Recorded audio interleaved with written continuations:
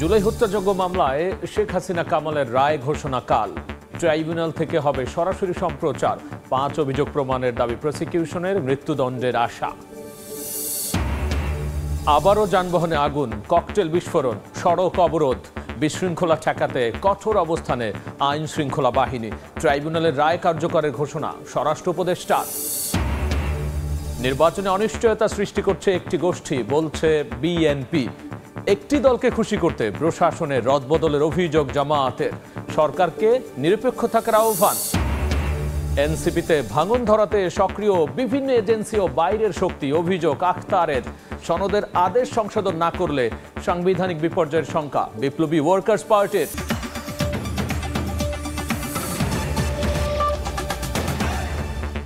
জনপদের সময় সঙ্গে আছি আমি গোলাম রাব্বি। জুলাই হত্যাযজ্ঞে শেখ হাসিনার বিরুদ্ধে মানবতা বিরোধী অপরাধ মামলার রায় কাল। রায় ঘোষণা সরাসরি সম্প্রচার করবে বাংলাদেশ টেলিভিশন ও বার্তা সংস্থা রয়টার্স। এছাড়াও ট্রাইব্যুনালের ফেসবুক পেজ থেকেও সরাসরি দেখানো হবে। পাশাপাশি ঢাকার 10টি পয়েন্টে দেখা যাবে বড় পর্দায়। আন্তর্জাতিক অপরাধ ট্রাইব্যুনালের প্রসিকিউটর গাজী MH তামিম বলছেন, নারী বিবেচনায় মৃত্যুদণ্ডের সাজা থেকে অনুকম্পা পাওয়ার সুযোগ নেই শেখ হাসিনার। রাত পোহালে জুলাই হত্যাযজ্ঞের মামলার রায়। শেখ হাসিনার বিরুদ্ধে মানবতাবিরোধী অপরাধের ঐতিহাসিক মামলায় দেশের নজর এখন ট্রাইব্যুনালের দিকে। নির্দেশদাতা হিসেবে শেখ হাসিনা ও আসাদুজ্জামান খান কামালের কি সাজা হতে পারে তা নিয়ে সাধারণ মানুষ থেকে আন্তর্জাতিক মহল পর্যন্ত কৌতূহল। আর আসামি থেকে রাজসাক্ষী হওয়া চৌধুরী আব্দুল আল মামুনের পরিণতিও রায়ের দিনই স্পষ্ট হবে।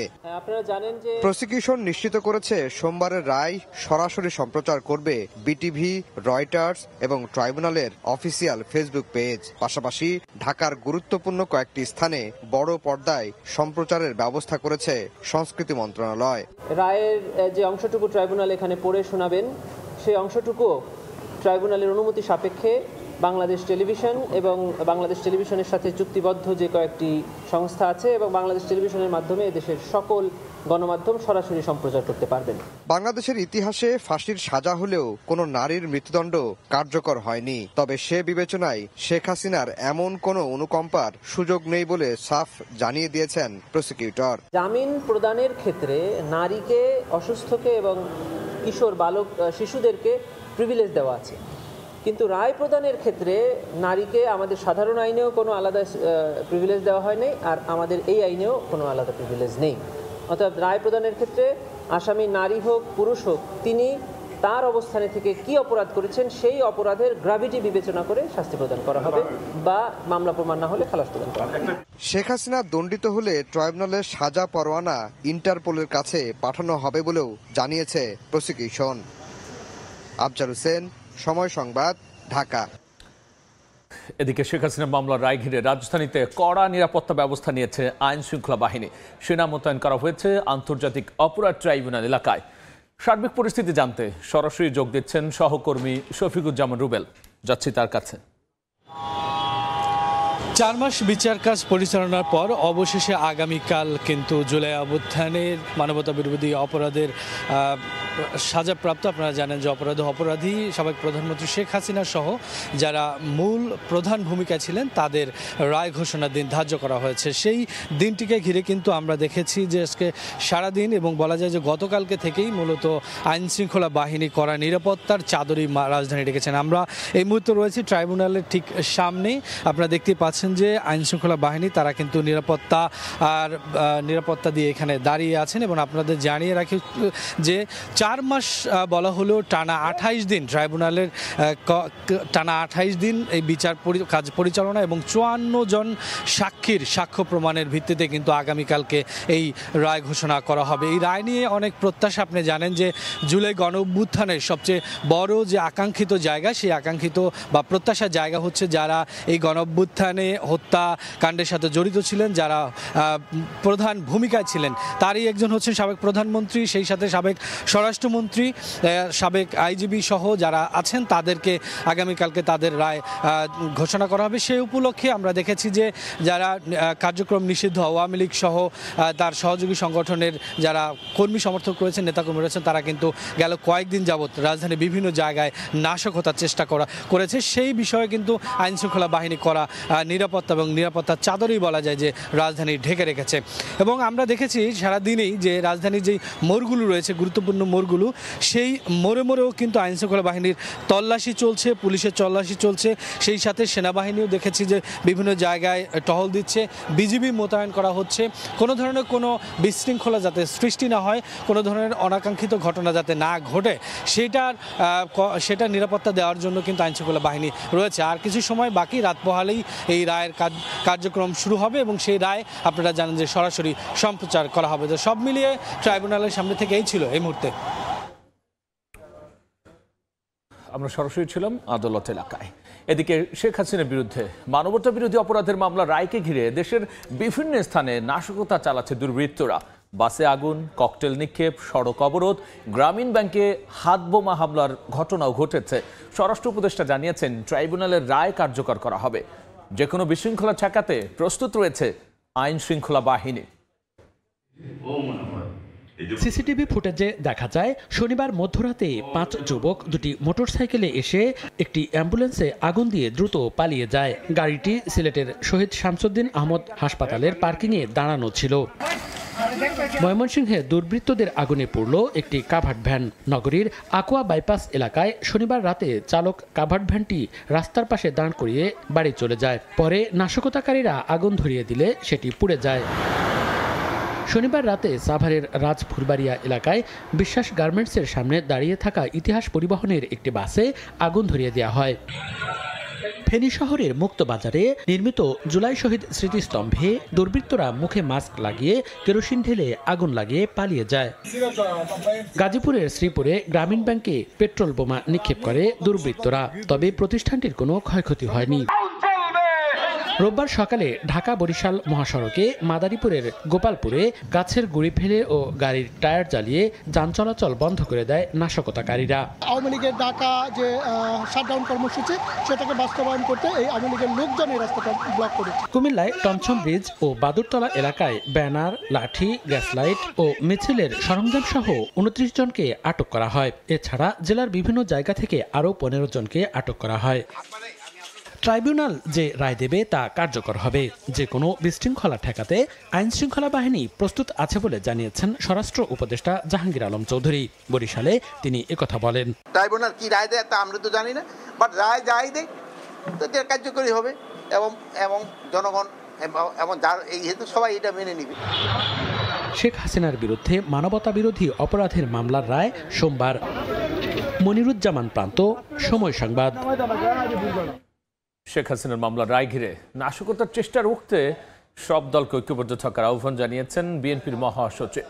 দেশ জটিল সংকটে পড়েছে উল্লেখ করে মির্জা ফখরুল বলেছেন, একটি মহল রাজনীতিতে অনিশ্চয়তা সৃষ্টি ও নির্বাচনকে বিলম্বিত করার অপচেষ্টা চালাচ্ছে। মির্জা ফখরুল ইসলাম আলমগীর আগামী ফেব্রুয়ারির প্রথমার্ধে জাতীয় নির্বাচনের ঘোষণার পর থেকেই রাজনৈতিক দলগুলোর নানা দাবিতে আন্দোলন কর্মসূচিতে অনিশ্চয়তা বাড়ছে ঘোষিত সময়ের ভোট নিয়ে। এসবের মধ্যেই বাড়ছে রাজনৈতিক দলের মতানৈক্য। মজলুম জননেতা মাওলানা আব্দুল হামিদ খান ভাসানীর ৪৯তম মৃত্যুবার্ষিকী উপলক্ষে জাতীয় প্রেস ক্লাবে আয়োজিত আলোচনা সভায় যোগ দেন বিএনপি মহাসচিব মির্জা ফখরুল ইসলাম আলমগীর। বলেন, বর্তমানে দেশ জটিল সংকটে পড়েছে। একটি মহল রাজনীতিতে অনিশ্চয়তা সৃষ্টি ও নির্বাচনকে বিলম্বিত করার চেষ্টা করছে। কিছু গোষ্ঠী, কিছু মহল আজকে পরিকল্পিতভাবে এই বাংলাদেশে একটা অনিশ্চয়তা সৃষ্টি করতে চায় এবং তারা বিভিন্ন রকম দাবি তুলে নির্বাচনকে ব্যাহত বা বন্ধ বিলম্বিত করতে চায়। যে এই দেশের মানুষের এখন সবচেয়ে বড় প্রয়োজন যেটা, তারা থেকে নির্বাচিত সরকার। গণহত্যার দায়ে শেখ হাসিনার বিচার প্রসঙ্গে বিএনপি মহাসচিব বলেন, গণহত্যার রায় ঘোষণা ঘিরে দেশে নৈরাজ্য সৃষ্টির পায়তারা চলছে। অরাজকতার রুখে দিতে সব রাজনৈতিক দলকে ঐক্যবদ্ধ হওয়ার আহ্বান মির্জা ফখরুলের। আগামীকাল ফ্যাসিস্ট হাসিনার গণহত্যার বিরুদ্ধে যেটা ট্রায়াল হয়েছে তার রায় বেরোবে এবং একটা মহল এটা নিয়ে আবার একটা নৈরাজ্য সৃষ্টি করার জন্য পায়তারা করছে। আমাদের আজকে রুখে দাঁড়াতে হবে।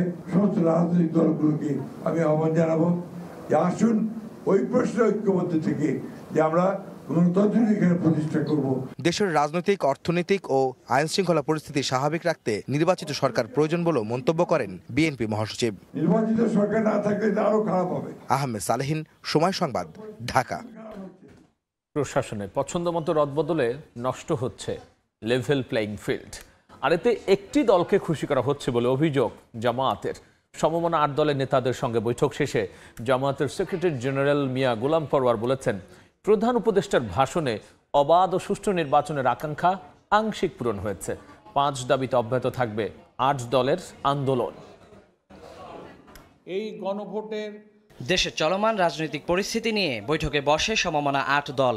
রাজধানীর মগবাজারে দলগুলোর শীর্ষ নেতাদের সঙ্গে বৈঠকে সভাপতিত্ব করেন জামায়াতের আমির ডাক্তার শফিকুর রহমান। বৈঠক শেষে 8 দলের নেতাদের নিয়ে সংবাদ সম্মেলন করেন জামায়াতের সেক্রেটারি জেনারেল মিয়া গোলাম পরওয়ার। তিনি বলেন, প্রধান উপদেষ্টার ভাষণে অবাধ ও সুষ্ঠু নির্বাচনের আকাঙ্ক্ষা পুরোপুরি পূরণ হয়নি, তাই 5 দফা দাবিতে আন্দোলন অব্যাহত রাখবে সমমনা 8 দল। জাতীয় নির্বাচনের আগেই গণভোট তারিখ ঘোষণা করার প্রয়োজন ছিল, সেটা না করার কারণে দেশবাসীর মধ্যে একটা সংশয় তৈরি হয়েছে। এই ভাষণে অবাধ ও সুষ্ঠু নিরপেক্ষ নির্বাচনের জন্য আমাদের 8 দলের যে আন্দোলন ছিল, জনগণের যে আকাঙ্ক্ষা ছিল, সেই আকাঙ্ক্ষার আংশিক পূর্ণ হয়েছে। পূর্ণভাবে জনগণের সে আকাঙ্ক্ষা পূর্ণ হয়নি। প্রশাসনে পছন্দ মতো রদবদল শুরু হয়েছে, যা লেভেল প্লেইং ফিল্ড নষ্ট করছে বলে মনে করে জামায়াত। একটি দলকে খুশি করার জন্য এই কাজগুলো হচ্ছে বলে মন্তব্য করেন মিয়া গোলাম পরওয়ার। প্রশাসনে যেভাবে রদবদল চলছে, পছন্দ মতো ডিসি, ইউনো, পুলিশ কর্মকর্তাদের যখন তখন এই 1 সপ্তাহের মধ্যে নানান জায়গায় রদবদল শুরু হয়েছে। এটা লেভেল প্লেইং ফিল্ড। মাঠে নির্বাচনে সব দলের সমান অধিকার, এই সমতা রক্ষার যে দাবি, আমাদের 5 দফার অন্যতম দাবি, সেটা ভঙ্গ হচ্ছে। প্রধান উপদেষ্টাকে নিরপেক্ষ থাকার জন্য আমরা আহ্বান জানাচ্ছি। তিনি কি কোনো একটি বিশেষ দলের রাজনৈতিক প্রভাবের কাছে অসহায় বোধ করছে? গণভোটের সংস্কার প্রস্তাবে জনগণকে হ্যাঁ ভোট দেওয়ার আহ্বান জানিয়ে 8 দলের বৈঠক থেকে পরবর্তী কর্মসূচি ঘোষণার কথাও জানান তিনি। সংস্কারে গৃহীত সব বিষয়গুলোকে অতি সহজ করে ভোটারদের কাছে, দেশবাসীর কাছে সরকারকেই পেশ করতে হবে। ওয়ালিউল সাকিব, সময় সংবাদ, ঢাকা। এনসিপির মধ্যে ভাঙন ধরাতে বিভিন্ন এজেন্সি এবং বাইরের শক্তি অপচেষ্টা চালাচ্ছে বলে অভিযোগ করেছেন দলটির সদস্য সচিব আখতার হোসেন। সন্ধ্যায় রংপুরের পীরগাছায় নবান্ন মেলায় তিনি বলেছেন, এনসিপিকে নিয়ে সামাজিক যোগাযোগ মাধ্যমে নানা ধরনের গুজব ছড়ানো হচ্ছে, তবে ঐক্যবদ্ধ রয়েছেন দলের নেতাকর্মীরা। সরকার জুলাই সনদ বাস্তবায়ন আদেশের অস্পষ্টতা দূর করলে গ্রহণে এনসিপির আপত্তি নেই বলেও এ সময় জানিয়েছেন তিনি। একটি দলের গণভোট প্রক্রিয়াকে অস্বীকারের বিষয়ে সরকারকে অটল থাকার আহ্বান জানান আখতার। দ্রুতই দলের প্রার্থী তালিকা প্রকাশ করা হবে বলেও জানিয়েছেন এনসিপির সদস্য সচিব।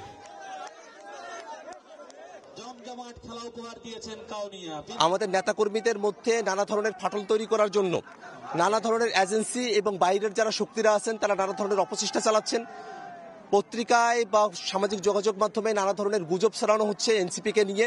এনসিপি নেতাকর্মীদেরকে নিয়ে গুজব ছড়িয়ে লাভ নেই। এনসিপির নেতাকর্মীরা আমরা সবাই এক রয়েছি। আমরা সরকারের কাছে আহ্বান জানিয়েছি জাতীয় নাগরিক পার্টির পক্ষ থেকে যে জুলাই সনদ বাস্তবায়নের বিষয়টাকে নিয়ে যে আদেশ জারি করা হয়েছে, তার যে অস্পষ্টতাগুলো রয়েছে সেগুলোকে যেন অতি সত্বর স্পষ্টভাবে ব্যাখ্যা সহকারে জাতির কাছে উপস্থাপন করা হয়। জুলাই সনদ বাস্তবায়নের আদেশ সংশোধন না করলে ভবিষ্যতে সাংবিধানিক বিপর্যয় ঘটতে পারে বলে সতর্ক করেছেন বিপ্লবী ওয়ার্কার্স পার্টির সাধারণ সম্পাদক সাইফুল হক। বলেছেন, গণভোটে এক শব্দে মতামত দেয়া অস্বাভাবিক, আবার একই সাথে ঝুঁকিপূর্ণ। দুপুরে রাজধানীর সেগুনবাগিচায় দলের কেন্দ্রীয় কার্যালয়ে সংবাদ সম্মেলনে সাইফুল হক আরও বলেন, দলগুলোর মধ্যে দ্বিমত থাকা বিষয় নিয়ে গণভোটে যাওয়া উচিত হবে না। যেগুলোতে একমত হয়েছে সেগুলোতে জনগণের মতামত নেওয়া যেতে পারে। সংবিধান সংশোধনের যেসব বিষয়ে দলগুলো একমত, কেবল সেসব বিষয়ে গণভোট হতে পারে, বাকি বিষয় সংসদের ওপর ছেড়ে দেওয়া উচিত। এটা বিপর্যয়ের মধ্যে নিয়ে যাবে এরকম বলবার চেষ্টা করছেন যে 4টা প্রশ্নের মধ্যে 2টো প্রশ্নে তাদের যদি দ্বিমত থাকে বা একটা প্রশ্ন যদি দ্বিমত থাকে, তাহলে কিভাবে তার মতামতটা ব্যক্ত হবে এবং গণভোটের মধ্য দিয়ে না যদি জয়যুক্ত হয় তাহলে তো এটা আমাদের জন্য একটা সামষ্টিক একটা বিপর্যয় হিসাবে এটা দেখা দেবার আশঙ্কা আছে। তখন কিন্তু সবাই রাজনৈতিক দল, সরকার, অংশীজন সবাই কিন্তু বড় একটা বিপদের মধ্যে আমরা কিন্তু পড়ে যেতে পারি। জুলাই সনদ বাস্তবায়ন আদেশ সংশোধনে দ্রুত কার্যকরী পদক্ষেপ গ্রহণ করবেন। জনপদের সময়ে আরও থাকছে।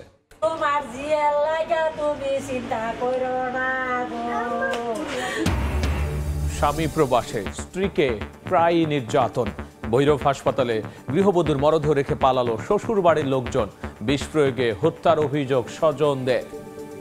স্বামী থাকেন প্রবাসে, স্ত্রীকে প্রায় করা হতো নির্যাতন।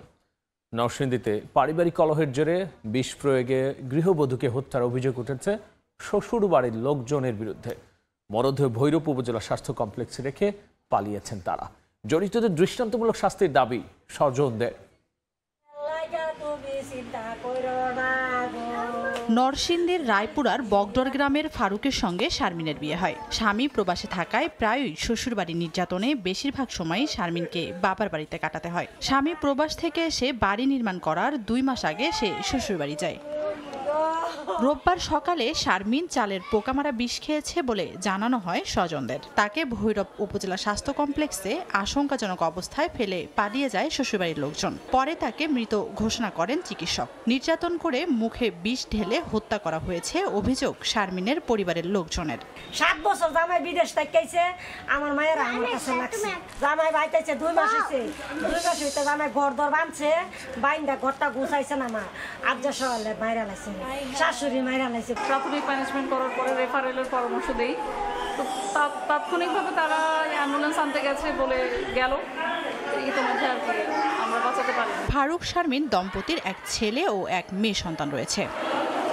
সময় সংবাদ, ভৈরব। নতুন ধানের ঘ্রাণে নবান্ন উৎসব। বরেন্দ্র অঞ্চলে পিঠাপুলি পায়েসের আমেজ। লোকজ নাচ গান সহ বর্ণিল আয়োজনে পহেলা অগ্রহায়ণকে বরণ। শিক্ষার্থী ও পরিবহন শ্রমিকদের সংঘর্ষের পর সকাল থেকেই বরিশালের নথুল্লাবাদ টার্মিনাল থেকে বন্ধ বাস চলাচল। ছেড়ে যায়নি অভ্যন্তরীণ ও দূরপাল্লার কোনো বাস, আর এতে ভোগান্তিতে পড়েছেন যাত্রীরা। শিক্ষার্থী ও বাস শ্রমিকদের দ্বন্দ্বের জেরে অচল হয়ে পড়েছে বরিশাল কেন্দ্রীয় নতুল্লাবাদ বাস টার্মিনাল। ভাঙচুর হওয়া বাস পড়ে রয়েছে। শনিবার রাতে কেন্দ্রীয় বাস টার্মিনালে সংঘর্ষের পর রোববার সকাল থেকে কাউন্টারগুলোর সামনে যাত্রীর ভিড় থাকলেও ছেড়ে যায়নি কোনো বাস। অভ্যন্তরীণ রুটেও বাস চলাচল বন্ধ থাকায় 3 হুইলারেই গন্তব্যে যাচ্ছেন সাধারণ মানুষ। আমি ঢাকা যেতে চাচ্ছিলাম, এখানে এসে তো দেখতেছি বাস চলতেছে না, অনেক ভাঙচুর।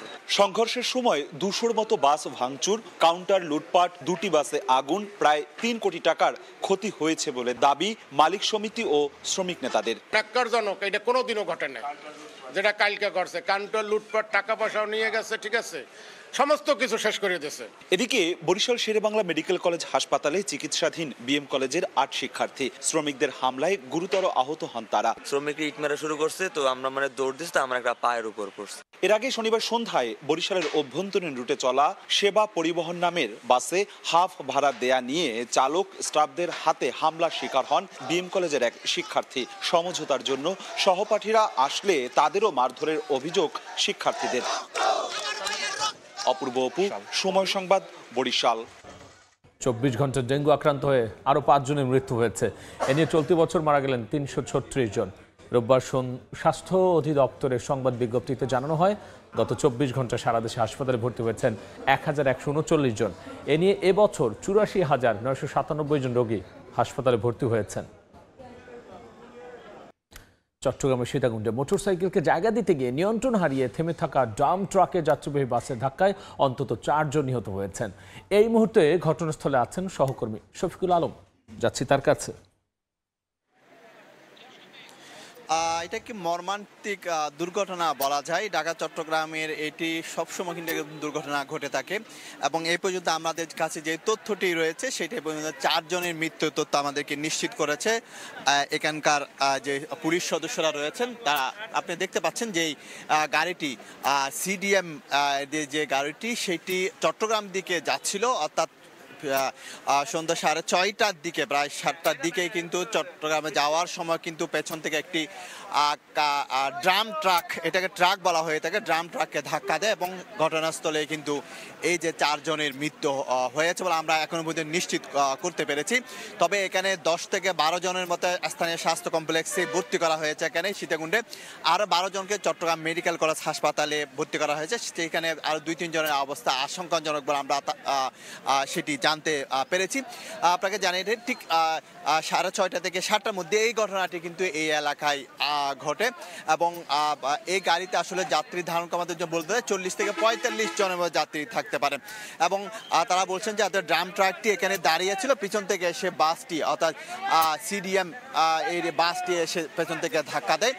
ধাক্কা দিলে কিন্তু ঘটনাস্থলে তাদের মৃত্যু হয়। আমরা দেখতে পাচ্ছি বিভিন্ন লরির মাধ্যমেই বিভিন্ন ক্রেন লাগিয়ে কিন্তু সে বাসটিকে উদ্ধার করার চেষ্টা করছে, অর্থাৎ যেই লরিটিকে ড্রাম ট্রাককে ধাক্কা দিয়েছে সেইটি কিন্তু সরিয়ে নিয়ে যাওয়া হয়েছে। এখন বাসটিকে ক্রেনের মাধ্যমে সেটি নিয়ে যাওয়ার চেষ্টা করা হচ্ছে, হয়তো এখানে সীতাকুণ্ডের যে থানা রয়েছে সেই থানায় নিয়ে যাবে। তো আমরা দেখতে পাচ্ছি এখানে 2 থেকে 3টি ক্রেন লাগানো হয়েছে সেই গাড়িটি উদ্ধার করার জন্য। তো এইটি মর্মান্তিক ঘটনা, আসলে ঢাকা চট্টগ্রাম মহাসড়ককে আসলে মরণ ফাঁদ বলা হয়ে থাকে, কারণ এখানে অহরহ প্রতিনিয়ত কিন্তু এই দুর্ঘটনাগুলো ঘটে থাকে। দুর্ঘটনার কারণে কিন্তু প্রায় সময় আমরা এরকম দুর্ঘটনা দেখতে পাচ্ছি। আমরা একটু দেখানোর চেষ্টা করি যে আরেকটি অংশ যে ক্রেন দিয়ে টেনে তোলা হচ্ছে সেই অংশটি একটু দেখানোর চেষ্টা করি, যেটি বাসের সামনের একটি অংশ, অর্থাৎ বাসটি যখন লরিকে ধাক্কা দেয় তাহলে সামনের এই অংশটি একেবারে বিচ্ছিন্ন হয়ে যায়, একেবারে দুমড়ে মুছে যায় এবং ঘটনাস্থলে 4 জনের মৃত্যু হয়। এই তথ্য আমরা জানিয়েছি। তো সবকিছু মিলিয়ে যেটি বলা যায় যেই গাড়িটি দুমড়ে মুছে গেছে সেটিকে নিয়ে যাওয়া হচ্ছে এবং যেই ড্রাম ট্রাককে ধাক্কা দিয়েছে সেটিকে নিয়ে যাওয়া হয়েছে। এ পর্যন্ত আমরা 4 জন নিশ্চিত করেছি এবং সীতাকুণ্ডের স্বাস্থ্য কমপ্লেক্স এবং চট্টগ্রাম মেডিকেলে কিন্তু তাদেরকে 10 থেকে 12 জনকে প্রাথমিক চিকিৎসা দেওয়া হচ্ছে এবং কয়েকজন অবস্থা আরও গুরুতর আমরা জানতে পেরেছি। তো এই ছিল আমার কাছে সর্বশেষ তথ্য। দুর্ঘটনার সবশেষ নিয়ে আমরা সরাসরি ছিলাম চট্টগ্রামের সীতাকুণ্ডে।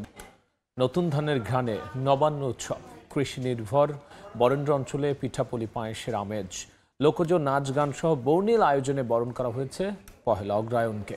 নওগাঁ শহরের মুক্তির মোড়ে শিশু কিশোরদের নবান্নের গান আর মঞ্চে শিল্পীদের নবান্নের আগমনী আহ্বানের লোকনৃত্য আরো প্রাণবন্ত করে তোলে। খেজুরের রস, পিঠাপুলি এগুলো দিয়ে অনেক ক্যাচি ফিল হয়। শীতের সময় অনেক আনন্দ হয়, আমরা অনেক মজা করি, আমরা খেজুরের রস খাই, অনেক পিঠাপুলি, নানা রকম পিঠাপুলি খাই। এদিকে বাঙালির ইতিহাস ঐতিহ্যকে বিশ্বব্যাপী তুলে ধরতে নবান্ন উৎসব পালন করেছে রাজশাহী বিশ্ববিদ্যালয়ের কৃষি অনুষদ। ধান কাটা, পিঠা উৎসব, নাচ গান আর আনন্দ উল্লাসের মধ্য দিয়ে শুরু হয় আনুষ্ঠানিকতা। এই দিনটি আমাদের জন্য আজকে অনেক ভালো লাগছে। সকাল থেকে আমাদের পিঠার স্টল আছে, পিঠা নিয়ে অনেক বিভিন্ন ধরনের বাহারি কাজ করা হয়েছে। ভবিষ্যৎ প্রজন্মের কাছে দিনটাকে তুলে ধরা আর সবাই এই দিনটাকে মনে রাখবে, এই জন্য আমরা পালন করি। নিজের হাতে বানানো দুধপুলি, চন্দ্রপুলি, চিতই সহ 1.5 শতাধিক পিঠা শোভা পায় উৎসবে। তানজিনা তাসনিম, সময় সংবাদ। জনপদের সময় শীর্ষ সংবাদ জানিয়ে দিচ্ছি আরও একবার। নির্বাচনে অনিশ্চয়তা সৃষ্টি করছে একটি গোষ্ঠী, বলছে বিএনপি। একটি দলকে খুশি করতে প্রশাসনের রদবদলের অভিযোগ জামায়াতের, সরকারকে নিরপেক্ষ থাকার আহ্বান। এনসিপিতে ভাঙন ধরাতে সক্রিয় বিভিন্ন এজেন্সি ও বাইরের শক্তি, অভিযোগ আখতারের। নিরাপত্তা উপদেষ্টা খলিলুর রহমানের ভারত সফরের কারণ জানতে চান নাসিরউদ্দিন।